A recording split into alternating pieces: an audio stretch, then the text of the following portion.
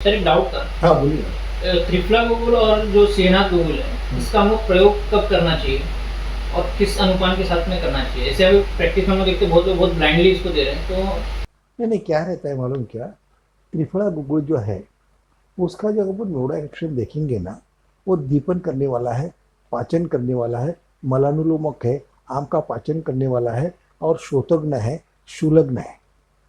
Basically ये जो है अपानवायु की कर्मता वृद्धि जब हो जाती है, अपानवायु का कर्मता क्षय जब हो जाता है तो अपान की कर्म का क्षय करने वाला है। यानी अपान का क्षय होता है मीन्स के मोशन साफ नहीं होती है, तो मोशन साफ करने के लिए दिया जाता है। जब सैक्रोइलियाक जॉइंट में सूजन आ जाती है उसमें दिया जाता है। अंत में जब शोथ शोथ आ जाता है आंतों में, जिसको हम कोलाइटिस कहेंगे, उसमें दिया जाता है। भगंदर में दिया जाता है जहाँ शोथ की अवस्था रहती है, यानी मार्गावरोधजन्य वातावरण प्रकोप जहाँ रहेगा उसमें हम त्रिफला गुगुल का प्रयोग करते हैं।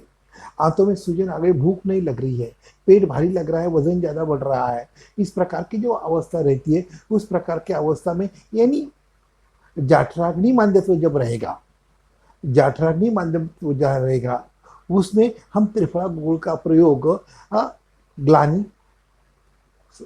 आलस्य, तंद्रा, उदर गौरवता, क्षुधा माध्यत्व, अग्नि माध्यत्व, इस प्रकार की जो अवस्था रहेगी, हाँ, उस प्रकार के अवस्था में आम का पाचन करने के लिए, अग्नि का संदीपन करने के लिए, वायु का अनुलंबन करने के लिए, आंत्रशोथ जब निर्माण तो उसको कम करने के लिए, आंत्रशूल कम करने के लिए हमें त्रिफला गुगुल का हम प्रयोग कर सकते हैं। यानी धातु अपने जो जाठराग्नि माध्यत्व है, ये जाठराग्नि माध्यत्व कम करने के लिए हमें देना चाहिए महास्रोतस जो रहती है, यानी मुंह से लेकर गुदद्वार तक जो आम रहता है, इस आम का पाचन करने के लिए हमें त्रिफला गुगुल का प्रयोग करते हैं। बहुत बार क्या रहता है, गल प्रदेश में टॉन्सिलाइटिस हो जाता है तो उसमें भी हम त्रिफला गुगुल देते हैं। आंतों में जब सूजन आ जाती है, आंत्रशोथ जिसको कहेंगे, जिसको कोलाइटिस कहते हैं, उसमें ही हम देते हैं। बाद में जब ये रहता है क्या, अपना भगंदर जब निर्माण होता है तो भगंदर में भी इसका प्रयोग करते हैं।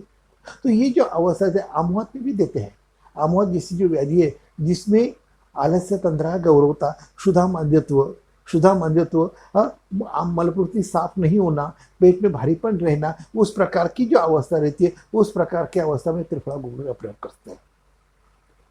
और सिहनत गुगुल जो है, सिहनत गुगुल जो है, सिहनत गुगुल का जो प्रयोग करेंगे हम, वो जब धात्वाग्नि में विकृति आ जाती है, क्योंकि त्रिफला गुगुल कैसे है, कटु रसात्मक है, वो जाठराग्नि का वर्धन करने वाला है।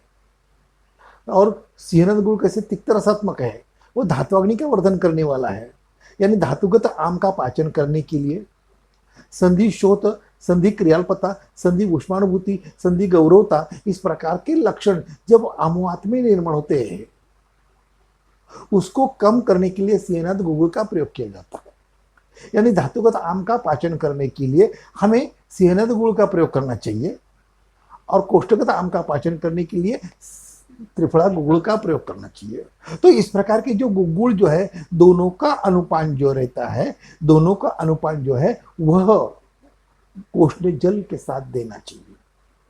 अब सवाल यहां निर्माण होता है कि ये दोनों गुगुल एक साथ यूज कर सकते हैं क्या? तो कर सकते हैं, लेकिन कब कर सकते हैं? एक अवस्था रहती है, आमवाद का उद्भव स्थान, अधिष्ठान, संचार स्थान, व्यक्ति स्थान। तो आमवाद का उद्भव स्थान क्या है? तो आमाशय है। लेकिन अधिष्ठान क्या है? तो त्रिकसंधि है।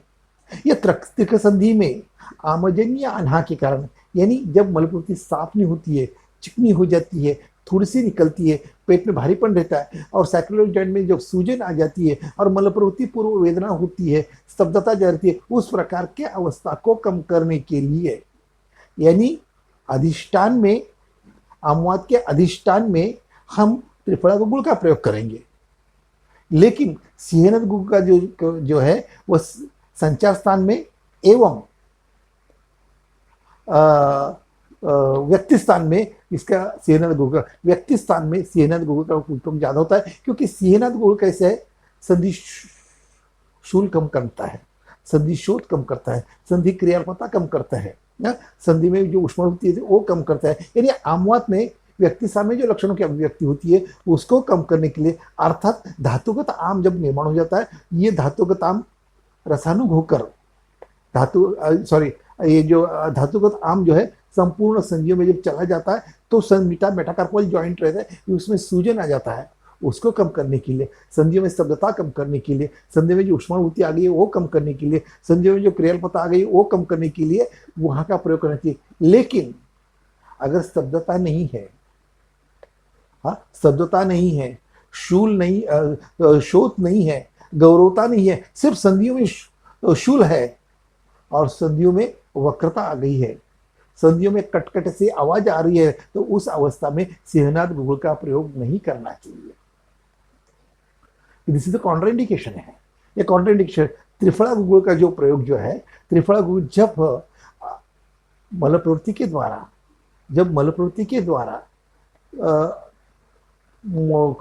रक्त प्रवृत्ति हो जाती है, खून निकलता है, हाँ उस प्रकार की अवस्था में, और पित्त प्रकृति का रूप में ज्यादा रहता है, उस प्रकार की अवस्था में त्रिफला गुगुल का प्रयोग करना चाहिए। यदि अर्श और परिकर्तिका ये दो प्रकार की अवस्था में त्रिफला गुगुल का प्रयोग नहीं करना चाहिए। लेकिन भगंदर में हम कर सकते हैं, भगंदर में कर सकते हैं, क्योंकि त्रिफला गुगुल जो है वो सुलग्न है, शोतग्न है, यानी भगंदर में कर सकते हैं, नासुर में कर सकते हैं, नासुर में कर सकते हैं, लेकिन अर्श और परिकर्तिका में नहीं कर सकते हैं।